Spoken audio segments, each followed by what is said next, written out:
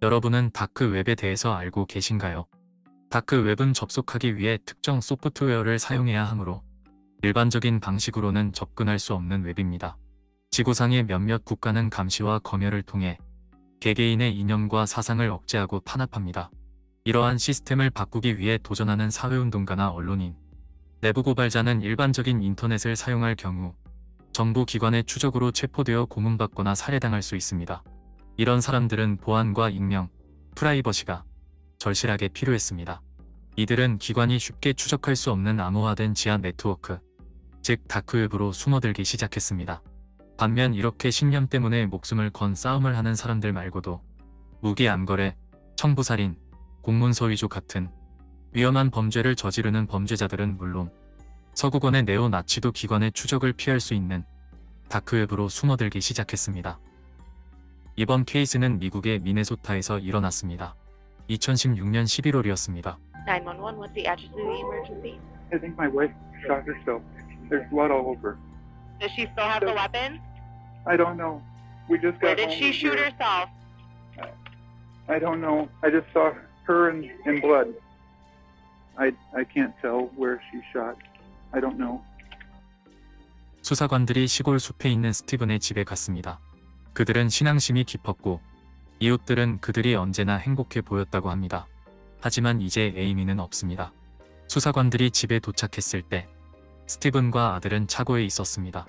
그리고 수사관들을 침실 쪽으로 안내했습니다. 그곳에서 에이미가 발견됐습니다. 그녀가 쓰러진 바닥은 피가 고여 있었습니다. 그리고 그 옆에는 9mm 권총이 놓여 있었습니다. 그녀를 만져보니 약간 따뜻했지만 넷박이 멈춘 지는 오래됐습니다. 스티븐이 현장에서 파악하기에는 그녀는 스스로 목숨을 끊은 것 같습니다. 하지만 수상쩍은 가전제품이 하나 있습니다. 현장의 분위기와는 전혀 생뚱맞게 부엌에 있는 오븐이 작동하고 있었던 것입니다. 2016년에 스티븐은 43세, 에이미는 44세였습니다. 그들은 기독교 대학에서 1년간 교제하고 20년이 넘게 결혼 생활을 이어왔습니다. 그리고 나중에 아들을 입양했습니다. 스티븐은 IT 컨설턴트로 일했고 에이미는 전문적인 개 조련사로 일했습니다. 그녀만의 전문적인 아카데미가 있었고 그녀는 동물과 직원들에게 사랑받았습니다. 하지만 2016년 11월 13일 저녁 충격적인 일이 발생했습니다. 11월에 스티븐은 에이미와 함께 거의 하루 종일 같이 있었습니다. 그는 아들이 조부모님과 함께 있었기 때문에 아들을 데리러 갔었고 오후 5시 29분쯤 에이미를 마지막으로 봤다고 말했습니다. 그리고 그녀는 날씨 때문인지 약간 멍한 것 같아 보였다고 했습니다. 그리고 아들을 데리고 오후 7시쯤 집에 돌아왔습니다. 먼저 집안에 들어간 아이가 스티븐을 격하게 부르는 것을 들었습니다. 그리고 에이미의 목숨이 끊어진 것을 알게 됐습니다. 총기는 그녀의 왼쪽 옆구리에 있었습니다. 신고 접수에서는 그녀 스스로 했던 것이라고 했었지만 이상한 점들이 있습니다. 첫 번째는 그녀의 상처는 머리의 오른쪽입니다. 즉사일 겁니다. 두 번째는 그녀가 오른손잡이라는 겁니다. 왼손으로 본인의 머리 오른쪽을 겨냥하기는 쉽지 않을 것입니다. 그리고 부엌의 오븐에서는 호박이 요리 중이었습니다. 사건과 현장 배경이 너무 동떨어진 상황임을 인지한 검시관은 스스로 목숨을 끊었다는 접수와는 다르게 즉시 위험한 사건으로 전환하여 취급했습니다. 그리고 집의 복도에 루미노를 뿌려본 결과 많은 얼룩이 발견됐습니다. 누군가가 이를 치른 뒤에 깨끗이 청소했었던 것입니다. 에이미는 상환해야 할 부채가 많았습니다. 그리고 에이미 가족들을 대상으로 살아있거나 죽었거나 상관없이 다크웹에 현상금 1,600만 원이 걸렸습니다. 해당 사이트는 알바니아 조직과 연관됐고 FBI는 이곳을 해킹했습니다.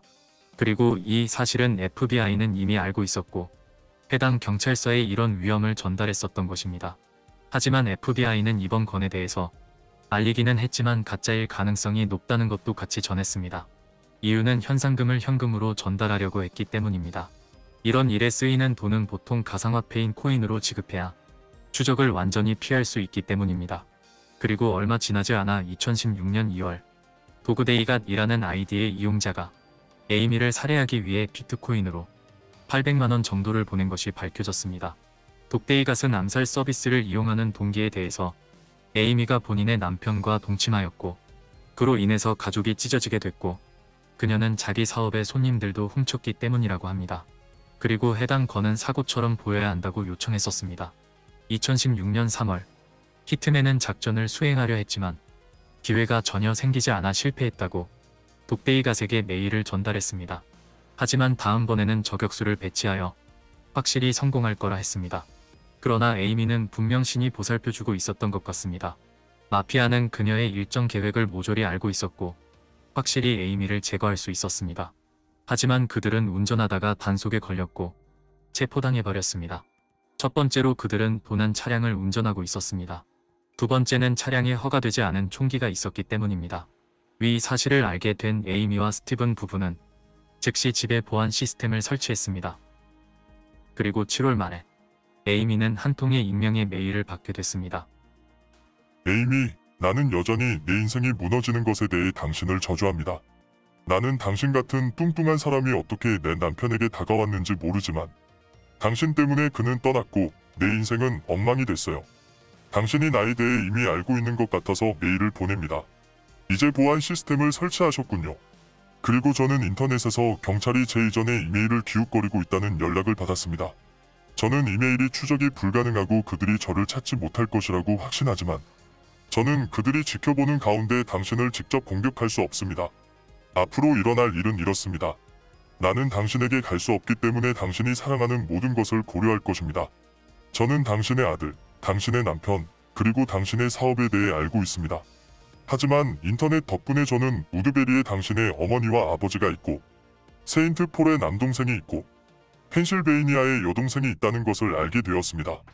저는 인터넷에서 주제를 조사하느라 바빴고 브레이크 라인에 물을 주입하면 고장이 발생한다는 것을 발견했습니다. 남편이 무거운 짐을 끌고 있을 때 트럭의 브레이크가 고장나면 어떻게 될까요? 가스 계량기를 폭파해서 사고처럼 보이게 하는 방법을 찾았어요. 나는 여전히 당신과 당신의 가족을 지켜보고 있습니다. 여기 당신이 가족을 구할 수 있는 방법이 있습니다. 스스로 목숨을 끊으세요. 그렇게 하지 않으면 당신이 가진 모든 것들은 천천히 망가지게 될 것이고 그때마다 당신은 그것을 막을 수 있었다는 것을 깨달을 것입니다. 그러니 왜 지금 그것을 하지 않고 그들을 구하지 않습니까? 6명을 구하는 가장 쉬운 방법입니다. 아무에게도 말하지 마세요. 그리고 약 4달 뒤 그녀는 세상을 떠났습니다. 도그데이 갓은 누구일까요? 악랄한 비즈니스 경쟁자라는 정보밖에 없습니다. 그녀의 시신을 부검했더니 스코폴라민이 대량으로 검출됐습니다. 스코폴라민은 멀미와 구토 치료에 사용되는 약물입니다. 수술 전에 침을 줄이기 위해 사용되기도 하며 주사할 경우 약 20분 뒤에 효력이 시작되어 최대 8시간까지 지속됩니다. 남용하게 된다면 부작용으로 가슴이 두근거리고 소변도 보기 힘들어집니다. 중추신경계를 자극하여 불안, 혼란, 환각 등을 경험할 수도 있습니다. 심하면 기억력 손상까지 일으킵니다. 이런 약품을 1회 권장량의 약 40배 정도나 투여된 것입니다. 그리고 그녀는 이런 약을 처방받은 적도 없었습니다. 경찰은 한 여성에게서 메시지를 받았습니다. 그녀의 이름은 미젤. 그리고 그녀는 스티븐에 대해서 모든 것을 말했습니다. 그녀는 스티븐과 몰래 만나는 사이였습니다. 둘은 애슐리 메디슨을 통해 만났습니다. 해외에서 운영하는 대표적인 간통 조장 사이트 중 하나로 기혼자를 대상으로 한 온라인 사이트입니다. 스티븐이 이 사이트를 알게 된 경로는 조금 가짠습니다. 교회에서 그는 부부 상담을 자주 했었는데 당시 부부들은 애슐리 메디슨을 통해서 바람을 피웠다고 합니다. 이런 것이 있다는 것을 알게 된 그는 이를 통해 미셸과 만나게 된 것입니다. 외도로 인해 그의 마음이 변해서 에이미의 숨을 끄는 것일지도 모르기에 당국은 그를 조사하기로 결정했습니다. 그의 컴퓨터를 조사하니 모든 것이 밝혀졌습니다. 다크웹에 접속하기 위한 프로그램, 그리고 많은 아이 우회 프로그램, 그리고 그의 휴대폰에는 비트코인 지갑이 있었고 800만원 정도의 비트코인이 송금된 기록도 있었습니다. 비트코인을 받은 곳은 다크웹의 살인 청부 사이트입니다. 그리고 가장 확실한 마지막 증거는 그가 독데이갓이라는 계정을 소유하고 있었던 것입니다. 또한 스티븐의 오른손에서 총을 쓰다 생긴 상처도 발견됐습니다. 스티븐은 2017년 1월에 체포되어 기소됐습니다. 그는 다른 여자를 만나기 위해 아내를 속였습니다. 하지만 절대 그는 이혼할 생각은 없었습니다. 교회에서의 지위 때문입니다. 그리고 결혼 생활을 끝내기 위해서 이혼이 아닌 다크웹을 선택했고 이것이 실패하자 결국엔 본인의 손으로 아내의 목숨을 끊은 것입니다. 그리고 자신은 아무것도 모르는 척하기 위해 일부러 아들이 에이미를 먼저 발견하도록 했습니다. 스티븐은 가석방 없는 종신형을 선고받았습니다. 하지만 그는 여전히 자신이 하지 않았다고 주장하고 있습니다. 시간 내어 시청해주셔서 감사합니다. 언제나처럼 또 뵙겠습니다. 다음 영상에서 만날 때까지 모두 몸조심하세요. 구독과 좋아요는 영상 제작에 힘이 되며 여러분의 의견도 남겨주시면 감사하겠습니다.